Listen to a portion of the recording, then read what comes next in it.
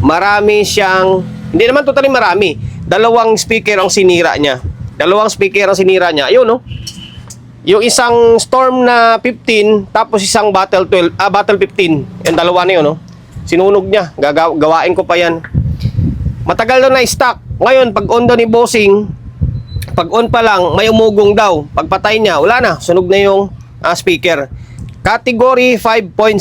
Kakatapos ko lang gumawa ng concert na K10. Ito naman, Cat 5, Category 5 na live. Okay, shout out sa may-ari nito na pinagkatiwalaan tayo na gawin yung unit nila. Taga Bulacan. Oh, Bulacan pa ito eh. Bulacan na naman. Ang issue nito ay may umugong, and then marami siyang, hindi naman totally marami, dalawang speaker ang sinira niya. Ayun, no? Yung isang Storm na 15, tapos isang Battle 15. Yung dalawa na yun, no? Sinunog niya. Gawain ko pa yan. Matagal na na-stock. Ngayon, pag on daw ni Bossing, pag on pa lang, may umugong daw. Pagpatay niya, wala na. Sunog na yung speaker. Okay? Channel 1. Kaya ito, binuksan ko na agad. Di ko na pina-plug in kasi meron ng history or meron ng kwento na nanununog nga or may problema. Kaya di natin ipa-plug. Channel 1. Although binuksan na ni Bossing to. Ayan. Putok na yung fuse. Dito, isang channel kaya wala na siyang fuse eh. Kapag pumutok ng fuse, merong sira na output yan. And then, kapag nanunog ng speaker yan, meaning yung relay, nakakontak na siya agad. Or nagtitrigger siya kahit may DC out, malfunction. Na marami na akong nagawa na ganitong issue. Cat 5, Cat 6, 7, na ganun yung issue niya. Lalo sa mga, ito nga, hindi pa nga MK series to eh. Lalo yung MK series, madalas yung issue yung ganun. Na nanununog siya ng speaker. Ibig sabihin nun, may DC out. Matindi ang DC out nito. Split seconds lang, sunog na agad yung speaker nyo. Okay. Inulit natin ang category 5.0 na live galing Bulacan. Troubleshoot natin. Ito, good do itong channel 2. Yung channel 1 ang may problema.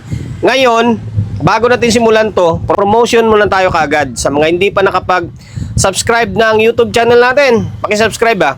Pindutin mo yung bell button sa gilid, select mo yung all. Ayan, kapag napindot mo na yan, manonotified ka kapag meron tayong bagong upload na video. Nag-upload tayo ng video, isang beses, dalawang beses. Okay? Mostly upload natin mga power amplifier. Ngayon, kalasin ko na itong channel 1. Retro repair na tayo. Hindi na tayo magpa-plug-in pa. Nakalas na natin yung board ng channel 1. Ngayon, troubleshoot tayo. Naka X100. Okay? Una-una natin pupuntahan dyan ay palagad yung fast recovery diode na 2 piraso. Okay? Ito agad yung check natin kung may shorted or wala. Okay? Ito may shorted dito. Meaning, may output na sira dyan. Tapos dito, mataas na rin yung reading niya eh. Meron na rin to. Okay? Meron na rin to. Confirm yan. May sira na output. Tapos, next ay itong MOSFET. Itong MOSFET naman. 260N pero 59N30 ito eh. Okay, dito maring good. Tapos dito okay, maring good din. Wala to, 2 pair lang yung MOSFET nya. Okay, maring good din dito. Tapos dito sa isang piraso. Okay, maring good. Maring good yung mga MOSFET. Ang nadali is maring mga output nya. Ngayon, ang tanong, saan banda ang may problema? Okay, saan banda ang may problema? Diskarte ko dyan, inaangat ko itong mga block-in resistor. Okay, iangat natin to para makapag-check tayo ng output pa isa-isa para malaman natin kung saan banda yung sira na output. Kapag i-check mo ito na nakakabit yung resistor na yan, yung sa may emitter side nya, wala kang makuwang good yan. Puro short yan. Puro short yung dating nya. Okay? Ngayon, angat natin to. Same din dito sa may kabilang side. Okay, angat lang natin yan. Value nyan is 0.47 ngayon gamit eh. 0.47, 0.33, 0.25, pwede yan. Ngayon, angat natin to. Na-troubleshoot ko na. Na-troubleshoot ko na. Matagal ko bago na-trace. Inangat ko lahat ng bloke na to. Yung mga sa may emitter side niya, inangat ko na. May shorted pa rin. Tapos hanggang sa, ito pasensya na kung medyo pinutol ko na lang yung video. Hanggang sa yung mga paa ng sa may base naman niya. Ito sa may base ito eh. Tandaan nyo, yung gawing kanan na side, kapag nakaharap yung transistor sa inyo, ganito. Pag nakaharap siyang ganyan, kanan na side is emitter yan. Tapos yung gawing kaliwa, yan yung base niya. Ngayon pinaputol ko na rin pati yung base niya. Kasi sabi ko, nakakangat na tong lahat ng bloke. May shorted pa rin yung diode, yung fast recovery diode natin. Although buo yung output. Di ba? Kaya sabi ko, putulin ko lang nga to. Pag putol ko, ganun pa rin. Buo talaga yung output na may shorted pa rin yung fast recovery diode. Di ba? Palaisipan ngayon. Same din dito. Inangat ko na lahat ng bloke, tapos pinutol ko na lahat ng side ng base na pin ng transistor. Ganun pa rin. May shorted pa rin dito. Yun pala, yung sira is nasa drive niya. Okay, dito.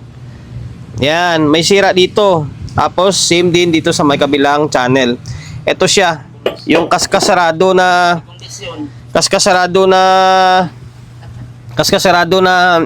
transistor. Pero value naman yan is 150 to 150.32 lang naman yan, tsaka 150.33. Although nakalagay dito 47.93 tsaka 18.37. Ngayon, ito siya oh. Sira yung isa. Tag-iisa yung sira eh. Ito. Pasensya na kasi medyo one man game tayo eh. Ito. Sira dito isa eh. Saan to dito? Istorya nito. May DC din yan. Kaya nga. Putik, hirap. Mamaya na lang pakita ko sa inyo. Basta sira yung isa dito. Tag-iisa ang sira. Mamaya, lintik na yan. Hirapan ako kasi one man game lang. Wala tayong clip. Ngayon, ito yung paano? Ito yung game kalabasan niya. Wala na siyang sorted oh. Okay, wala na. Tapos dito. Okay, wala na. Wala na siya oh. Meaning, nawala na yung shorted. Na-check ko naman ito, buo ito. Tapos ito to. Sunog ito. Ngayon, palitan ko muna ito. 150.32, 150.33. Okay? Palitan natin. Tapos, para ma-check natin or ma-testing natin kung good na lahat. Ngayon, balik ko tong mga bloke muna. Palitan ko na ng pyesa. Ito nga, bunot lang ito. Galing na sa iba ito eh. Kaya nagdugtong tayo ng paa niya. Focus. Ayan. 150.33 ito. 150.33. Huwag tayo mag-focus ha. Kaya nga. Ayan, 150.33. Tapos kabila niyan, 150.32 naman. Ito. Ayan, 150.32 naman ito. Okay? Tapos, isa lang, tag-isang pares sila nasira. Ito isa, tapos itong isa. Okay? Isang pares. Ngayon, tapos ito pa pala, 22K, pinalitan natin to. Ang 22K naman to dito, yung nasunog dito. Tapos itong isa, 10K. Yung ito siya oh. Kala ko 10 ohms. 10K ito, 10K. Dito yan galing. Yan, wala tayong 1 watt. Pinalitan natin is 2 watts na. Okay, pwede na ibalik to. Na-check ko naman na. Parang wala naman ako nakitang sira. Sana nga. Okay, try natin. Naibalik na natin tong board. Okay. Check muna natin kung may nakaligtaan tayo or mali na salpak. Okay, gamit tayong bulb. Bulb muna tayo para sigurado. Okay. Bumaba. Okay, nag-relay. Wala namang umusok. Okay, wala namang umusok. Ngayon, sa bias tayo. Okay, biasing. Buti walang nasira na output. Mababa. Tama na yung bias nyo. Hindi na kailangan i-fix bias to. Sakto lang. Mababa lang naman, oh. Nasa 0.27 lang naman siya, eh. Dito. Ayun, oh. Pares lang. Okay na. Goods na. Oh. Goods na yan. Ngayon, yun lang, no? Akalain nyo, ito na dali, oh. Bali, dalawang resistor, dalawang output. Akala ko nasibak yung transistor niya. Matagal daw kasi hindi nagamit yung bossing. Tapos pag on niya, yun, saka nadali. Maglagay tayo ng speaker. Lalagay ako ng speaker. Okay. Para testing natin. Itong sakit ng itong yung live na to, pag nagka-problema, pag umugong siya, wala na, tapos na agad yung kwan mo, tapos agad yung speaker mo. Tulad nito, nadali niya, dalawang isang Battle 15, isang Storm na 15. Okay, tapos ay laptop natin namatay. Okay, pagkanahin ko na input natin. Ito na, naglagay na ako ng speaker and then audio input. Laptop natin yan, binuhay na natin ulit. Nalubat pala kanina yan. Ngayon, ito. Yun, no? Grabe, solid. Testing sila ng mga integrated. Ito yung channel 1. Ito channel 1 to, yung nasira.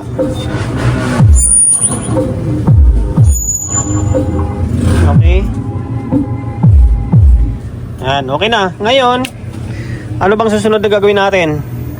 Pwede kong i-fix bias ito.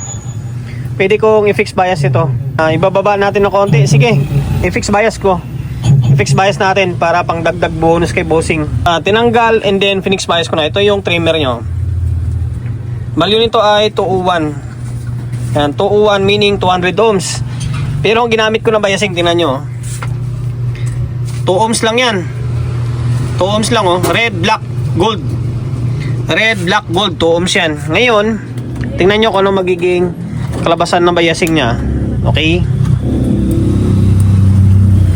Ngayon, ito, sukat tayo. Di baling mga 0.25, 0.26 lang. Playing safe kumbaga. Di baling bumaba ka ng konti, wag lang tumaas. Para kaya niya mag-handle ng mga tag 4 ohms. Baliktad pa yung disc prod ko. Okay, ito.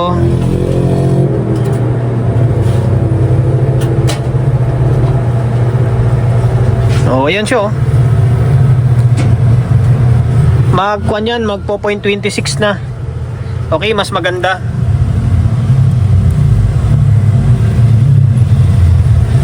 Okay, pwede na yan. Kung gusto nyo taas ng konti, tataas pa ng konti yan, madagdag kayo, 2.2. Pero sa akin, pwede na yan. Playing safe tayo. Mag 4.26. Kunti-kunti lang naman diferensya kanina sa 0.27. Ayan, hindi basta-basta iinit yan. Okay, 2 ohms lang. Ngayon, off natin. Inulit ko, kung gusto nyo itaas pa ng konti, dagdag kayo mga 2.2. Kung gusto nyo ibaba pa, o gamit kayo mga 1.8 ohms na lang. Ayusin ko lang yan, hindi ko lang pinix yan kasi hindi ko lang naayos ba kasi baka mamaya sablay pa ako, eh. Ngayon, ang gagawin ay ayusin ko yung pagka-fix nya, pagka-tanim.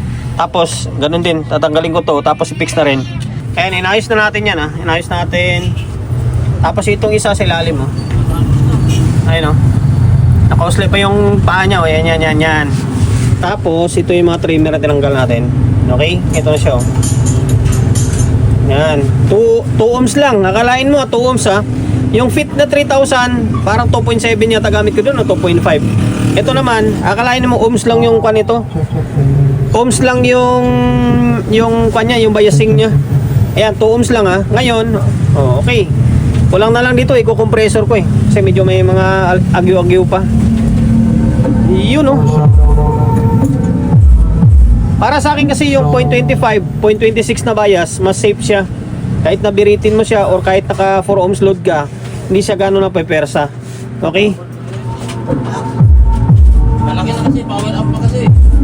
Yun, no?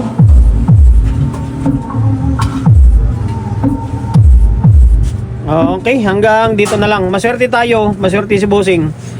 Hindi output transistor na nadali. Drive niya lang. Drive nyo lang. Hindi pa rin pala maswerte. Hindi pa rin natin masabing swerte kasi dalawang speaker ang nadali niya.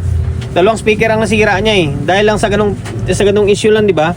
Dalawang speaker ang natusta niya. Okay.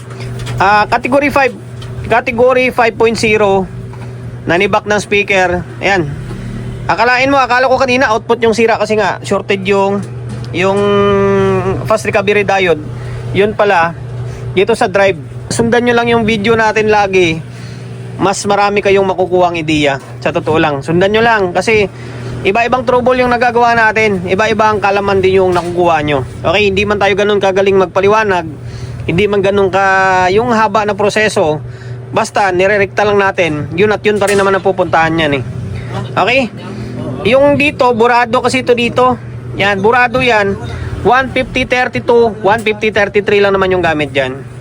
Okay, dahil umabot ka sa part ng video natin na ito at hindi ka pa rin nakapag-subscribe, pakisubscribe ng YouTube channel natin ha.